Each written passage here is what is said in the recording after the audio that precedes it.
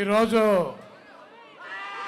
ఈ రాజమహేంద్రవరం పట్టణంలో ఇంత పెద్ద ఎత్తున వైఎస్ఆర్ కాంగ్రెస్ పార్టీ సమావేశం ఏర్పాటు చేసి సభాధ్యక్షులుగా ఉన్నటువంటి రాజమండ్రి పార్లమెంటు సభ్యులు మార్గాని భరత్ గారికి, అదేవిధంగా ఈ సభావేదిక మీద ఆసీనులైనటువంటి ఇతర పెద్దలకి, ఇక్కడ విచ్చేసినటువంటి వైఎస్ఆర్ కాంగ్రెస్ పార్టీ కుటుంబ సభ్యులకి, మహిళామ తల్లులకి, పాత్రికేయ మిత్రులకి అందరికీ ముందుగా నా హృదయపూర్వక నమస్కారాలు. ఈ రాజమండ్రి దాదాపు ప్రతి 2 నెలలకి 3 నెలలకి ఈ పాత హైవే ఈ రోడ్డు ఉండేది, మెయిన్ రోడ్డు లాలాచేరు వెళ్ళేటువంటి కొవ్వూరు మీదగా కాకుండా ఇటు తాడేపల్లిగూడ మీద తణుకు మీదకి వచ్చేటువంటి రోడ్డు. నేను వైజాగ్ రెగ్యులర్గా తిరగటం, రాజమండ్రి లాగటం నాకు దాదాపు 25 సంవత్సరాల నుంచి ఈ రాజమండ్రి పట్టణం తెలుసు. కనీ విని ఎరగనటువంటి డెవలప్మెంట్ ఈ 5 సంవత్సరాల్లో రాజమండ్రి పట్టణం కనపడుతుంది.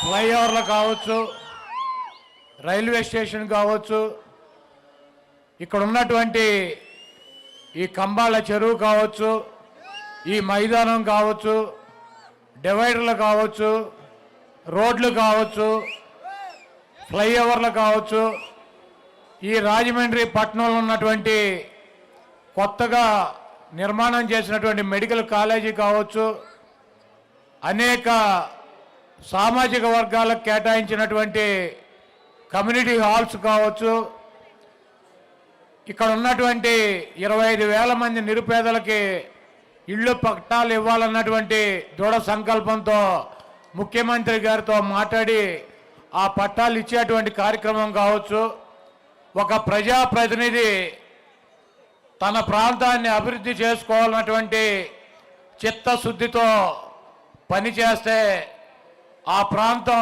ఏ రకంగా అభివృద్ధి చెందుతుందో మన ఎంపీ మార్గాన్ని భర్తను చూస్తే, ఈ రాజమండ్రిని చూస్తే అర్థమవుతుంది. తప్పకుండా శాసనసభ్యుడిగా పోటీ చేయి భరత్, నువ్వు గెలుస్తావు. తప్పకుండా మన ప్రభుత్వం వస్తుంది. ఆ రాజమండ్రి ప్రాంతాన్ని వైఎస్ఆర్ కంచుకోటగా తీర్చిదిద్దాల్సినటువంటి బాధ్యత నీ మీద ఉందని చెప్పి ముఖ్యమంత్రి జగన్మోహన్ రెడ్డి గారు భరత్ను రాజమండ్రి సిటీకి శాసనసభ్యుడిగా పంపించడం జరిగింది. ఈరోజు జగన్మోహన్ రెడ్డి గారి గురించి, లేకపోతే మా గురించి, లేకపోతే ఇక్కడ ఉన్నటువంటి భరత్ గురించి అనేక కథనాలు జగన్మోహన్ రెడ్డి గారు చెబుతూ ఉంటాడు. మనం ఒకరితో కాదు ఫైట్ చేసేది, చంద్రబాబుతో అని. అది వాస్తవం. చంద్రబాబు కనుక ఒక్కడే వస్తే జగన్మోహన్ రెడ్డి గారు ఫుట్బాల్లాగా ఒక తన్ను తంతే ఒక 20 సంవత్సరాలు కనపడ్డి రాష్ట్రంలో. ఆ సంగతి ఆయన కూడా తెలుసు. అందుకే ఒక పక్కన దత్తపుత్రుని పెట్టుకుంటాడు, ఇంకో పక్కన ఉత్తపుత్రుని పెట్టుకుంటాడు, వెనకాల బీజేపీ వదినమ్మ వస్తుంది, ముందేమో ఇప్పుడు కాంగ్రెస్ షర్మిలమ్మని తెచ్చుకున్నాడు, చెల్లెమ్మనే. వీళ్ళందరూ కాక మళ్ళీ ఈనాడు డ్రామోజీరావు ఒకడు, ఆంధ్రజ్యోతి రాధాకృష్ణ, TV5 బిఆర్ నాయుడు, ఆ మహా టీవీలో పౌడర్ డబ్బా ఒకడు. ఇప్పుడు వీళ్ళందరూ సరిపోక నిన్న రాత్రి ఒకడు పట్టుకొచ్చారు, పీకే ప్రశాంత్ కిషోర్. ఆ నైపాక్లోంచి పీకేసి పక్కన పడేసి 3 ఏళ్ళు అయింది. ఒక రాజకీయ పార్టీ పెట్టి బీహార్లో పాదయాత్ర చేసి ఆ పార్టీ డిస్పోజల్ అయిపోయి అక్కడ దుకాణం సర్దేసి మళ్ళీ వచ్చాడు. అంటే ఎవరన్నా కొద్దిగా ఏ పార్టీ గెలుస్తుందో ఆ పార్టీకి ఓటేద్దాం అని చెప్పి ఒక 2% 3% ఎవడో నాబోటి బలహీనలు ఆలోచిస్తూ ఉంటారు. ఈయనొచ్చి చంద్రబాబు నాయుడు గారు గెలుస్తారంటే ఓటంతా చంద్రబాబు నాయుడుకి 2% 1% మారుతుందన్నటువంటి పిచ్చి భ్రమల్లో ఇటువంటి పిచ్చి ముండా కొడుకులందరినీ తీసుకొచ్చి మన మీద వదిలి వాళ్ళు పొద్దున్నే లేచి మాకు నోరు నెప్పేటట్టు నేను ఈ నాని గారు ఈ భరత్ ఇట్లా ఈ రాష్ట్రంలో 10 మంది ఉన్నాం. తిట్లు తిని ఇదే కార్యక్రమం.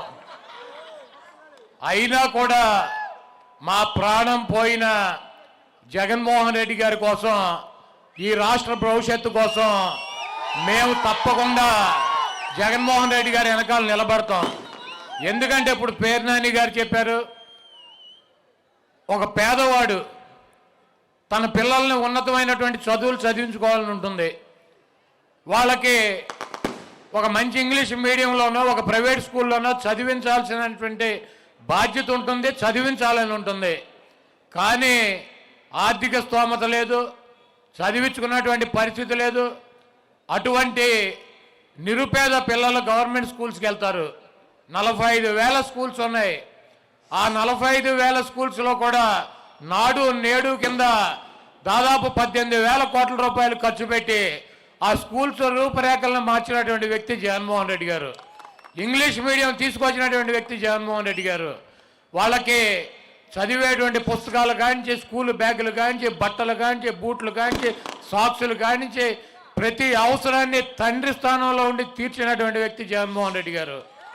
అదేవిధంగా ఒక తల్లిలాగా ఆలోచించి స్కూల్కి వచ్చినటువంటి పిల్లలకి ఒక మంచి నాణ్యమైనటువంటి ఆహారం పెట్టాలని చెప్పి గత ప్రభుత్వంలో ఈ దుర్మార్గుడు చంద్రబాబు నాయుడు స్కూల్ విద్య కోసం 5,000 కోట్ల రూపాయలు ఖర్చు పెడితే, అదే విద్య కోసం 73,000 కోట్ల రూపాయలు ఖర్చు పెట్టినటువంటి మనసున్నటువంటి మహారాజు జగన్మోహన్ రెడ్డి గారు. అటువంటి వ్యక్తిని మనందరం కూడా కాపాడుకోవాల్సినటువంటి అవసరం ఉంది. ఈరోజు ఆరోగ్య సమస్యలు వస్తాయి. ఒక 50,000, 1,00,000, 2 లక్షలు పెట్టి వైద్యం చేయించుకోలేనటువంటి పరిస్థితి. మనిషి చనిపోతాడని తెలుసు, అయినా ఆర్థికంగా డబ్బులు లేక చనిపోవడం తప్పించే మార్గం లేనటువంటి పరిస్థితుల్లో ఆ మహానుభావుడు వైఎస్ రాజశేఖర రెడ్డి గారు ఆరోగ్యశ్రీ తీసుకొచ్చి ఈ రాష్ట్రంలో కొన్ని లక్షల మంది నిరుపేదల్ని కార్పొరేట్ హాస్పిటల్కి తీసుకెళ్లి వైద్యం చేయించి వాళ్ళ ప్రాణాలను కాపాడినటువంటి వ్యక్తి రాజశేఖర రెడ్డి గారు. ఆయన ఒక అడుగేస్తే జగన్మోహన్ రెడ్డి గారు ఈరోజు 3,300 మంది 3,300 రోగాలకి డిజిటల్ కార్డు ఇచ్చి ప్రతి పేదవాడిని కూడా హాస్పిటల్కి తీసుకెళ్లి ఆరోగ్య సమస్య వస్తే ₹1 కూడా ఖర్చు లేకుండా వాళ్ళ ప్రాణాలను కాపాడుతున్నటువంటి జగన్మోహన్ రెడ్డి గారు. ఈరోజు విద్యారంగం కావచ్చు, వైద్య రంగంలో కావచ్చు, గత 70 సంవత్సరాల్లో ఏ ముఖ్యమంత్రి చేయనటువంటి విధంగా ఈరోజు జగన్మోహన్ రెడ్డి గారు చేస్తున్నాడు. అదేవిధంగా పేద కుటుంబాలు ఆర్థికంగా ఇబ్బంది పడకూడదని చెప్పి ఎన్నికల్లో పెట్టినటువంటి నవరత్నాలని ప్రతి అంశాన్ని కూడా తూచా తప్పకుండా బటన్ నొక్కి మహిళమ్మ తల్లుల అకౌంట్లోకి 2,57,000 కోట్ల రూపాయలు ఈ రాష్ట్ర ప్రభుత్వ సంపదని పేద కుటుంబాలకు అందించినటువంటి వ్యక్తి జగన్మోహన్ రెడ్డి గారు. గతంలో ఏ ముఖ్యమంత్రి అయినా కనీసం 50,000 కోట్ల రూపాయలు 5 సంవత్సరాల్లో పేదల కుటుంబాలకు ఇచ్చాడని చెప్పి నేను అడుగుతున్నా. ఈరోజు సిగ్గు శరం లేకుండా చంద్రబాబు నాయుడు జగన్మోహన్ రెడ్డి గారి గురించి మాట్లాడతాడు, పవన్ కళ్యాణ్ గారు మాట్లాడతాడు. అది కూడా కాదు, 24. ఈరోజు రాజమండ్రి పార్లమెంటు సభ్యులుగా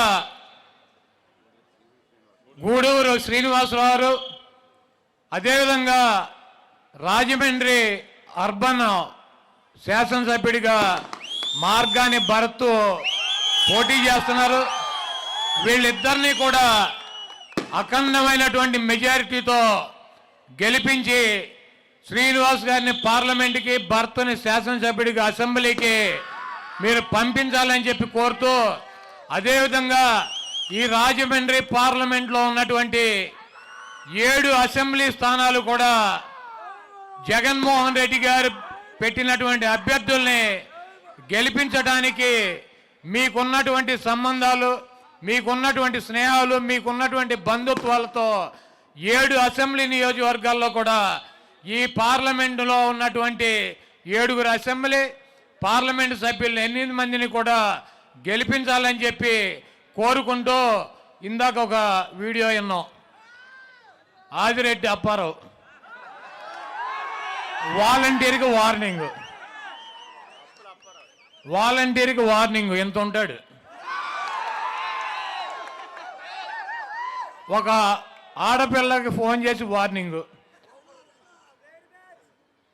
అంటే ఆడపిల్లకి ఫోన్ చేసి బెదిరిస్తాం మగదనమా?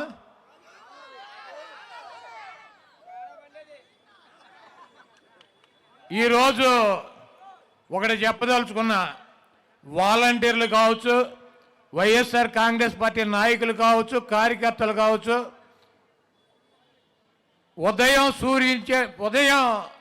ఉదయించేటువంటి సూర్యుడు తూర్పును ఉదయిస్తాడో లేదో నాకు తెలియదు, కానీ ఆఖరికి జగన్మోహన్ రెడ్డి గారిని ముఖ్యమంత్రిగా ప్రమాణ స్వీకారం చేయకుండా ఆపగలిగేటువంటి దమ్ము సత్తా ఈ రాష్ట్రంలో ఏ ఒక్కడికి కూడా లేదు. ఎందుకంటే చంద్రబాబు నాయుడు ఒక్కడే వస్తే గెలవలేడన్న సంగతి చంద్రబాబుకి తెలుసు. కాబట్టి దత్తపుత్రుణ్ణి తెచ్చుకున్నాడు. ఈరోజు మీరందరూ ఆలోచించుకోండి. చంద్రబాబు నాయుడు సామాజిక వర్గం కమ్మ, 3% ఓటింగ్ ఉంటుంది. 3% ఓటింగు. ఆ పార్టీలో తెలుగుదేశం పార్టీలో 30 సీట్లు ఇచ్చుకున్నాడు. వాళ్ళకి 30 పైనే. ఆయన గెలవలేడు. ఆయన సామాజిక వర్గం ఆ పార్టీని గెలిపించలేదు.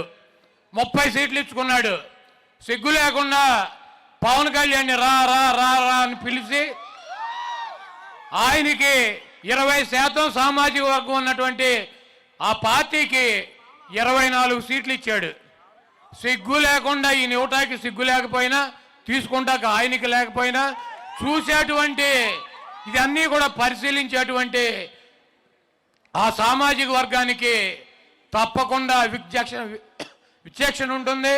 రేపు రాబోయే రోజుల్లో ఈ దుర్మార్గమైనటువంటి చంద్రబాబుని అదే సామాజిక వర్గం, అదే పవన్ కళ్యాణ్ గారి పార్టీ నాయకులు, కార్యకర్తలు, జన సైనికులే చంద్రబాబుని పాతాళంలో తొక్కి ఇంకా ఈ రాష్ట్రానికి పట్టినటువంటి దరిద్రం వదిలిస్తాకి వాళ్ళు సిద్ధంగా ఉన్నారు. ఈ రాష్ట్రంలో వెన్నుపోటుకి బ్రాండ్ అంబాసిడర్లు ఎవరు? చంద్రబాబు దెబ్బకు ఇంకంతకుముందు ఒక ఆయన ఉన్నాడు, ఆయన మర్చిపోయారు అసలు. ఎవరో Nadendla Bhaskar Rao. NT Ramarao 85లో heart operation చేయించుకుందని ఇక్కడ ఫ్లైట్ ఎక్కాడు. ఆయన అక్కడ దిగేటప్పటికి వెన్నుపోటు పొడిచాడు ఒక ఆయన. 95లో కరెక్ట్గా 10 సంవత్సరాలకి రామారావు లండన్ వెళ్ళాడు. ఆయన వచ్చేటప్పటికి ఇంకోటి పొడి చేశాడు వెన్నుపోటు. ఎన్టీ రామారావునే వెన్నుపోటు పొడిచి ఆయన సీట్లోంచి తీసి పక్కన పడేశారు. ఎవరో నాదెండ్ల నారా వీళ్ళిద్దరూ. మొన్న తాడేపల్లిగూడెం సభలో చూసారా? పవన్ కళ్యాణ్ గారి మధ్యలో కూర్చుని ఉంటే ఒకటి అటు ఒకటి ఇటు కూర్చుని ఉన్నారు. ఒకటి అటు ఒకటి ఇటు కూర్చుని ఉన్నారు. జన సైనికులు కావచ్చు, జనసేన కార్యకర్తలు కావచ్చు, ఆయనకు ఓటేద్దాం అన్నటువంటి సామాజిక వర్గం కావచ్చు, ఆయన అభిమానులు కావచ్చు, ఇద్దరు వెన్నుపోటుదారులతో పవన్ కళ్యాణ్ గారు ప్రయాణం చేస్తున్నాడు. ఎప్పుడు ఎవడు ఎలా పొడిచి ఏమి చేస్తారో ఈ రాష్ట్రంలో ఉన్నటువంటి ఆయనకి తప్పించి ఈ ప్రజలందరికీ కూడా తెలుసు. కాబట్టి ఆయన ముందు కాపాడుకోవాలంటే ఈ చంద్రబాబు నాయుడిని పాతాళంలోకి తొక్కి జనసేన సైనికులు, జనసేన కార్యకర్తలు డెఫినెట్గా తెలుగుదేశాన్ని ఓడించాలని చెప్పి రేపు పిఠాపురంలోనో, భీమవరంలోనో, లేకపోతే ఇంకో చోట ఎక్కడో చోట పవన్ కళ్యాణ్ గారు ఈ ప్రాంతంలోనే పోటీ చేస్తాడని చెబుతున్నారు. ఎవరు ఓడిస్తారు ఆయన్ని? మా రామోజీరావు, మా రాధాకృష్ణ, మా బిఆర్ నాయుడు, మా పౌడర్ డబ్బా వీళ్ళు చెబుతున్నారు. జగన్మోహన్ రెడ్డి గారంట పవన్ కళ్యాణ్ని ఓటేస్తాకి ప్రత్యేక వ్యూహం పన్నుతున్నాడంట. జగన్మోహన్ రెడ్డి గారు 175 చోట్ల మా ప్రత్యర్థులను ఓడించి వైఎస్ఆర్ కాంగ్రెస్ పార్టీ అభ్యర్థుల్ని గెలిపించుకుంటాకి ఆయన వ్యూహం పన్నుతూనే ఉంటాడు. దాంట్లో పవన్ కళ్యాణ్ ఉండొచ్చు, చంద్రబాబు ఉండొచ్చు, లోకేష్ ఉండొచ్చు, లేకపోతే ఆదిరెడ్డి వాసు ఉండొచ్చు, లేకపోతే మా వయసు అయిపోయిన బుచ్చి సోదరు ఉండొచ్చు, అందరూ ఉంటారు దాంట్లో. మాకేం స్పెషల్గా పవన్ కళ్యాణ్ చంద్రబాబు అని ఉండదు. మా అభ్యర్థులను గెలిపించుకోవటమే వైఎస్ఆర్ కాంగ్రెస్ పార్టీ శ్రేణులు జగన్మోహన్ రెడ్డి గారి వ్యూహం. పవన్ కళ్యాణ్ గెలిపితే పక్కలో పళ్ళెంలాగా చంద్రబాబుకు ఉంటాడు. మళ్ళీ నాకు షేర్ కావాలంటాడు, ఒక ఆయన లెటర్ రాస్తాడు, ఈయనకి కూడా 2 ఏళ్ళు ముఖ్యమంత్రి ఉండని. ఇవన్నీ కూడా తలనొప్పులు ఆయనకే ఉంటాయి. కాబట్టి ఆయనకేమో 100 సీట్లు గెలవాలని చంద్రబాబు ప్రయత్నం చేస్తాడు. పవన్ కళ్యాణ్ గారు ఎక్కడన్నా పోటీ చేస్తే ఈ తెలుగుదేశం వల్ల ఆయన ఓడించేటువంటి అవకాశం ఉంటుంది. కాబట్టి ఈ గుంట నక్కలతో ప్రయాణం చేసేటువంటి పవన్ కళ్యాణ్ కానీ, లేకపోతే పవన్ కళ్యాణ్ అడ్డం పట్టుకుని చంద్రబాబు గెలవాలి, ఈ ప్రాంతంలో జగన్మోహన్ రెడ్డి గారిని తప్పించాలన్నటువంటి ప్రయత్నం కానీ ఇవన్నీ కూడా ప్రజలు గమనిస్తున్నారు. తప్పకుండా వీళ్ళకి బుద్ధి చెప్తారు.